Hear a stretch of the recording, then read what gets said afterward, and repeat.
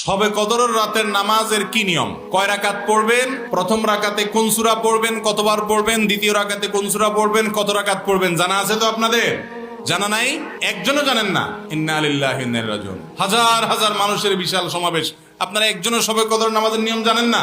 এটা তো খুব খারাপ কথা ভাই, নিয়ম তো জানতে হবে। আচ্ছা আমি বলে দিচ্ছি, শবে কদরের নামাজের নিয়ম হলো অন্য যে কোনো নামাজ যেভাবে পড়েন শবে কদরের নামাজও একইভাবে পড়বেন। এই হলো শবে কদরের নামাজের নিয়ম। এমন কোনো কথা নাই যে শবে কদরের নামাজে প্রথম রাকাতে সূরা ফাতিহার পর অমুক সূরা এতবার পড়তে হবে, দ্বিতীয় রাকাতে ততবার পড়তে হবে, এরকম কোনো কথা কোরআন হাদিসে, এগুলা মন গড়া বিভিন্ন সিস্টেম, বিভিন্ন পদ্ধতির কথা, বিভিন্ন আপনার বাজারে নামাজ শিক্ষার বই নামে অনেক বই আছে, সব বই না, কিছু কিছু বই আছে, এইসব বইতে শবে কদরের নামাজ এত রাকাত, প্রথম রাকাতের এই নিয়ম, দ্বিতীয় রাকাতের ওই নিয়ম, এরকম বিভিন্ন কথা বলা আছে। এগুলো সব ভিত্তিহীন, মন গড়া, এগুলো কোরআন হাদিসে নাই। কোরআন হাদিসে লাইলাতুল কদরে অন্য রাতের মতো আপনি নামাজ পড়বেন, একটু লম্বা সময় নিয়ে পড়বেন। যে কোনো রাতের নামাজ, তাহাজ্জুদের নামাজ লম্বা সময় নিয়ে পড়তে হয়, দীর্ঘ রাকাত, দীর্ঘ রুকু, দীর্ঘ সিজদা, আস্তে আস্তে তেলাওয়াত, আস্তে আস্তে তাসবিহ, এবং সময় নিয়ে পড়বেন। দুই রাকাত করে পড়বেন। যে কোনো সূরা দিয়ে পড়তে পারেন, একবার পড়বেন না দুইবার পড়বেন সূরা ফাতিহার পরে সূরা, এটা আপনার ব্যাপার। কোন সূরা নির্ধারিত না।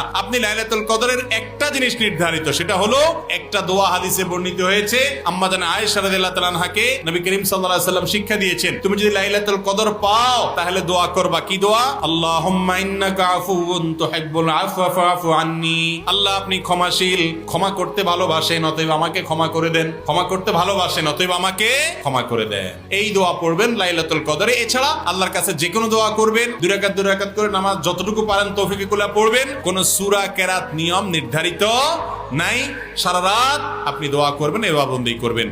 আর এই শবে কদর পাওয়ার জন্য, শবে কদরের ইবাদতের আশায় রমজানের শেষ রাতে, শেষ 10 রাতের সবগুলোতে, বিশেষ করে বেজনগুলোতে বেশি বেশি করে করবেন। শুধু 27 তারিখকেই করবেন, অন্যগুলোতে ঘুমাবেন। এটা সুন্নাহ সম্মত লাইলাতুল কদরের তালাশ নয়।